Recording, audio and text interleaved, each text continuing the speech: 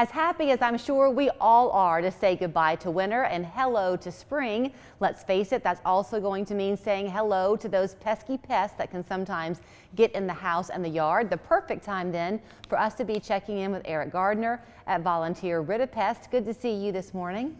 It's great to see you. So I think a lot of us were kind of pleased, unless you're a snow lover, to see the milder winter that we had this year, but you were sharing with me that means that the spring and summer months could be a little bit more tricky with mosquitoes and things like that.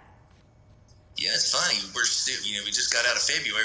We were getting calls last week about mosquitoes already. So, we get a few warm days and all the insects come back to life. You are local, Eric, and so when you get a phone call from somebody, you're able to get to their area pretty quickly, and because you're local, I think you've told me in the past, you know that certain parts of the viewing area are just more prone to particular problems than others. That's one of the advantages of being a local company. We know the local bugs that we have issues with, and we know areas that are prone to have more of a problem with, say, the lady beetles, typically higher elevation, Signal Mountain, Lookout Mountain, and those areas. And we've got our guys located. We've got one of our guys lives on Signal Mountain. So if you got a problem, we can get him out really quick because he's your neighbor.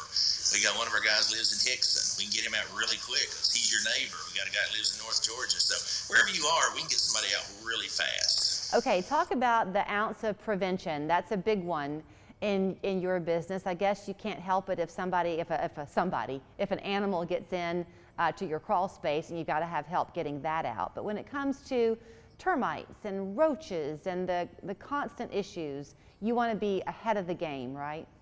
Yeah, well, it just makes sense. You can be reactive or you can be proactive. And typically the people who are proactive spend less money because they prevent the problem before it becomes a problem. A lot of people don't protect their home from termites. They just get that bad experience when they find out they've got them and they've already done some damage. You can prevent ants from getting into your home. You can prevent all these different insects from getting in just by having quarterly treatment. Treat your home 4 times a year and you don't have to worry about it. What are the big concerns? We seem to have had a rather wet winter, and spring always brings a lot of rain. What types of activity does that kind of weather bring into your house? Roaches, are they a problem in the water? They certainly can be. Insects need, just like human beings, food, shelter, and water. Food, shelter, water. And so the more rain we get, the more abundance water is. They love moisture. So they typically will breed faster. You're going to have more of them. And when you have a mild winter, typically a lot of them go dormant. And this year, a lot of them, other than a few cold spells, they really didn't have much of a winter. So they've been active all winter reproducing. We just have more insects now than we typically do starting this early. So yeah, the rainy season brings more bugs. Is there a difference what your house is going to experience if you have a crawl space versus a basement, whether you're built on a slab or not? Does that affect anything? Yeah, it can play a big role in the number of insects that you have access to your house. Under a crawl space, it's a closed, moist environment. And typically that's where most of the insect problems come from.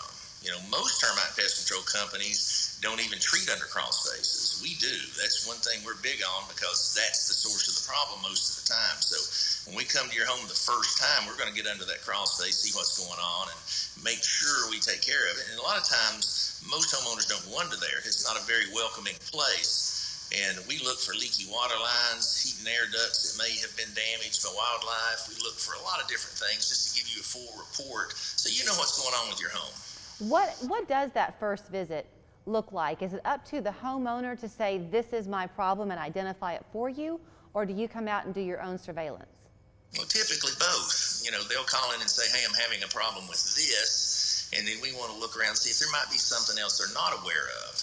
And we want to find the source of the problem. So we don't want to put a Band-Aid on it and treat where they show us. We want to figure out, where's this coming from, give them the permanent solution so that they don't continue to have the problem. So we do a thorough inspection and we treat as needed. We explain the process to the homeowner.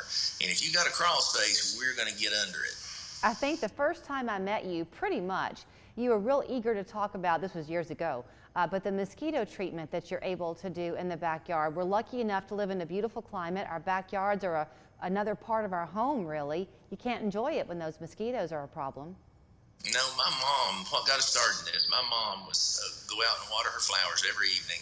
and she'd be attacked by mosquitoes. And so I was trying to come up with some way to help her. So we decided we were going to try some different things, and we came up with a system that worked really well. And I thought, if it'll work for a few weeks, that'll be good. Well, it turned out it would work for about a month, and she wouldn't have any problem. Then they'd come back. So what we do, we use a product and we put it in a backpack mist applicator. We just treat all the foliage in your yard. Mosquitoes are short distance flyers. They can travel a long way, but they do it in shorter legs. They stop and rest along the way.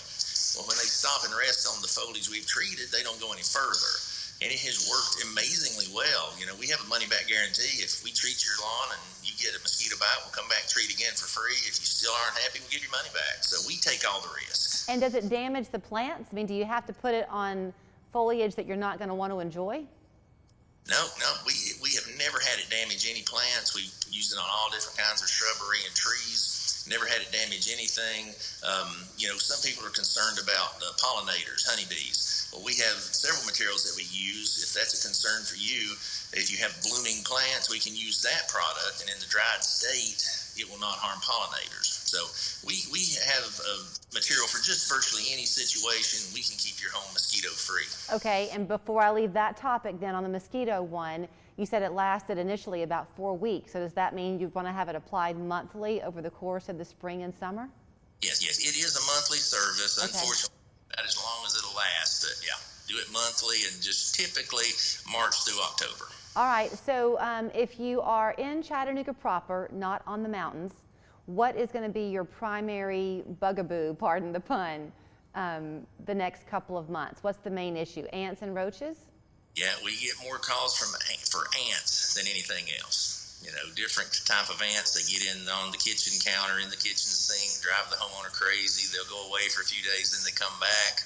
And typically, people try to treat them themselves first, and it typically makes the problem worse because it'll sort of spread them out to other areas. But we'll come in, we'll figure out where the nesting sites are, and we'll get them gone. All right, so you're located here in Chattanooga, but as you just mentioned, you've got your employees kind of positioned all across the viewing area. So no matter where you're calling in from, they should have a tech who can get to you pretty quickly. Is that right? Yep, that's our goal. If you have a problem, we want to be the first one there, and we want to solve it for you. All right, Eric Gardner, always good to see you.